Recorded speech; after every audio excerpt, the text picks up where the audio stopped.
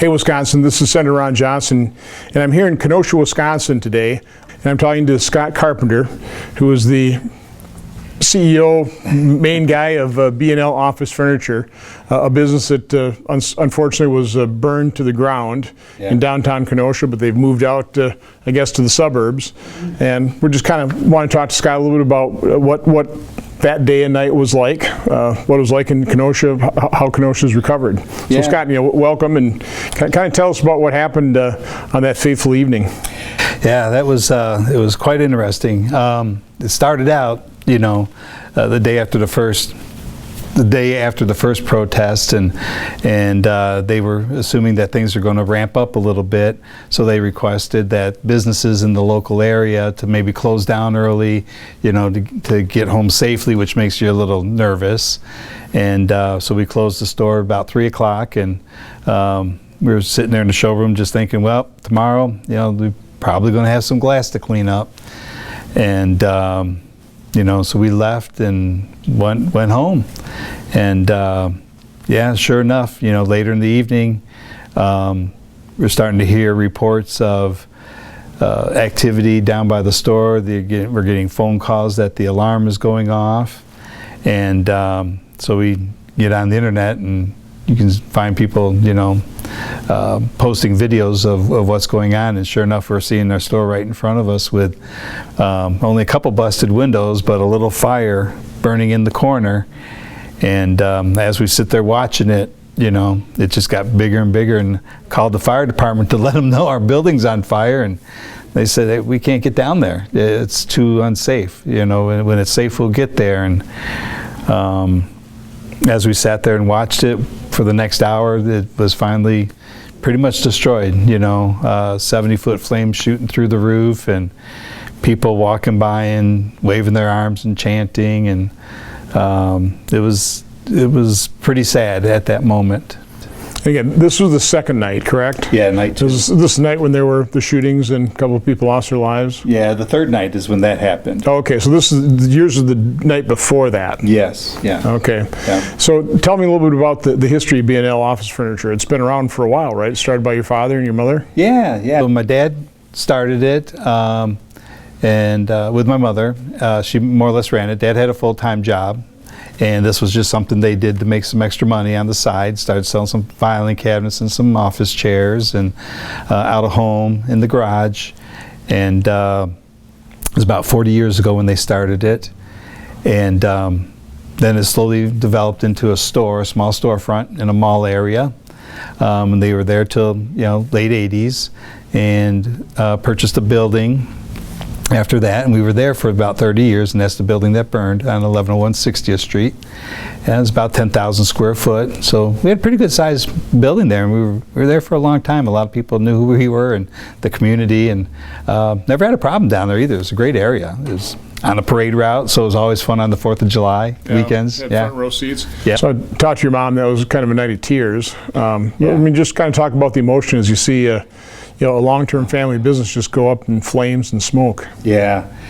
It was tough watching it that night, Ron. I got to tell you, it was really tough, because you're seeing it happen, and it's all gone. You know it, and you try to go to bed that night, and woke up the next morning, and my wife's like, where are you going? And I said, well, I got to go down to the store. And she's like, nothing's there. And I said, I got to go see what's going on. Yeah. And I got down there, and I was down there by myself, and kind of walked around it, and it was gone. And shortly after my parents showed up, I saw them pull up, and my mom got out, and I was talking to someone else, and all of a sudden I heard her just bawling in tears, and she come walking up to me, and gave her a big hug. She's crying, and told her it's going to be okay. It's going to be okay. And yeah, that was tough. That was tough. A lot of memories there. You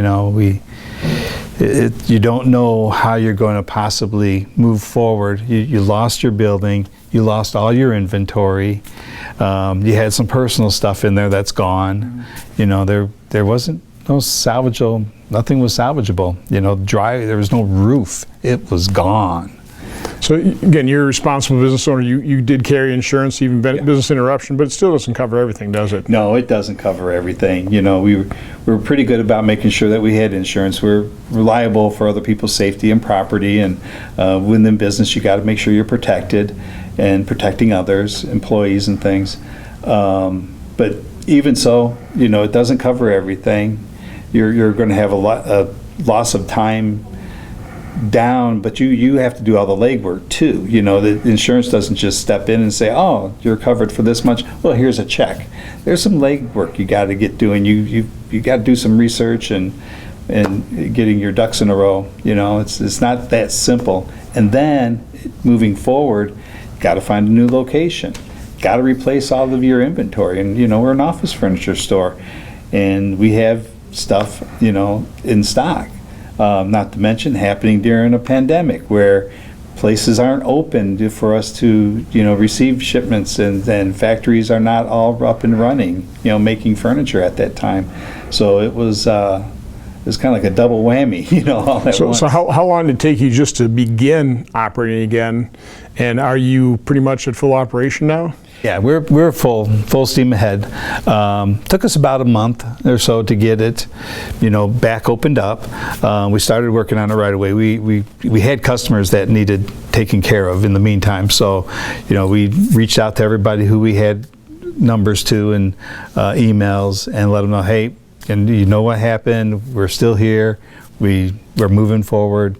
And that's exactly what we did, start working out of our warehouse. So talk a little bit about Kenosha before, during, and after. And I'll premise it by saying I remember Charles Krauthammer, a conservative writer, commentator who since passed, gave a speech one time in Wisconsin here, and he started out the speech, you always hear Minnesota nice. I say Wisconsin even nicer. I come from Minnesota, and people are nice, but I agree with that. I mean, Wisconsinites are just nice people. They're common sense. They don't want to hurt people. No. So tell me a little bit about Kenosha. Is that describe Kenosha before? What happened during, and how's Kenosha recovering as a community? Yeah, Kenosha's a great town. You know, I grew up here, lived here pretty much most of my life, except when I moved away for a short time, and then back here raising my family. In the very same area where I grew up at, I'm bringing my family there and raised them, and they're bringing, you know, my family's now grown, and they're starting their families there too. But yeah, the city of Kenosha is a great city. You know, people really rallied around us at that time, and that shows you how great of a city it actually is. But it's multiracial, multi-ethnic. Was there really division prior to the shooting of Jacob Blake? No, not so much. I didn't feel it. You know, I didn't think so. I know that you're going to have that division no matter what somewhere, but it wasn't like it was strong. It was, you know, you got people that act up and don't do the right thing no matter what. But as far as the city goes, yeah, no, we didn't really wasn't like that at all. You know, we worked together, we worked for each other. But yeah, it's a great city. So it came as a shock, I think, to, you know, other Wisconsinites, but also to the nation. Oh, we saw the rioting in Portland and Minneapolis, but you know, here's kind of small town Kenosha, Wisconsin. Yeah. It happened here. Yeah. So I mean, one of the questions certainly on a lot of people's minds, certainly mine as well. I mean, were these Kenosha residents that rioted? Have we determined that at all? You know, I know for a fact that there was Kenosha people involved, especially the first night. You know, you may have had some people come from neighboring cities to get involved. Night two, but the first night there wasn't much destruction, right? No, not too much. There was a car lot that really took a bad hit. That was the first night. Yeah, for first night. Night one, they fought with the police out in front of the police station in the courthouse area, and then they dispersed and set a car lot on fire, which was horrible.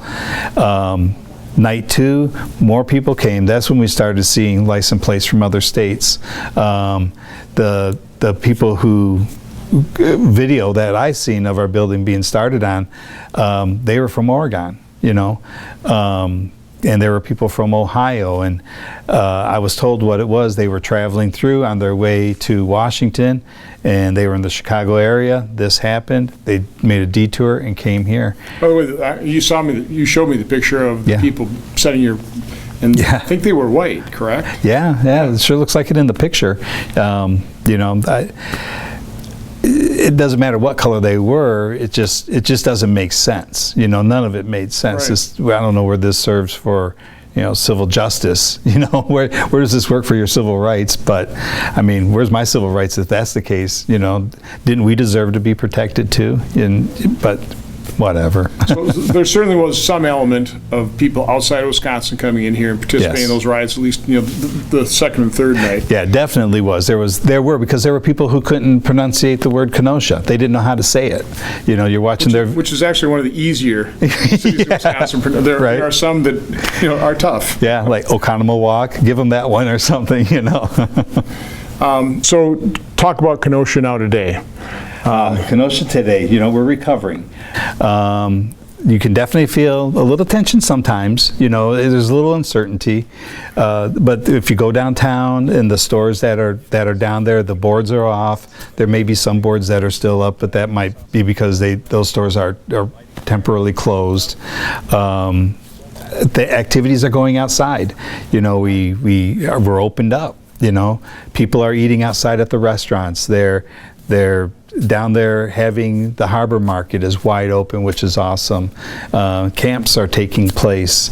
I'm getting goosebumps thinking about it because it's like we're finally going to get back to normal. So we just pray that we keep it on that pace and let's work together and not apart from each other and create this division. So Kenosha's back. I know one thing different about Kenosha than some of the other places like Portland that went on day after day after day. We brought, first of all, there were sheriff's departments from all over the state that came here and helped Sheriff Beth, but also National Guard troops. So we got enough manpower here. That shut it down immediately, right? Yeah. If that would have happened on night 2, because obviously you didn't know what night 1 was going to bring, but night 2, had we had what came on night 3, with the support of the troops, the National Guard, the other sheriff's department, they stepped in, I don't believe that Kenosha would have been crippled the way it was. We wouldn't have lost our business. Other people wouldn't have lost their businesses. Quite possibly, nobody may have even lost their life because of that, because they would have shut it down. Nobody's going to walk up and light a business on fire with the National Guard sitting there in front of them watching them. They did it because they were going to get away with it. We wouldn't be doing this podcast. I never would have met you. No. I never would have even heard of B&L Office Furniture. And it's sad because people like in Portland, they just let them go to ruins. Aren't you there for the people, these leaders? And I just don't get it. It just doesn't make sense. Well, listen, I certainly appreciate you sharing your story. Let's hope it never does happen again. Let's hope that Kenosha is back full strength and continues down a positive path. Yeah, and thanks, sir. Scott, thank you. Nice to meet you. My pleasure.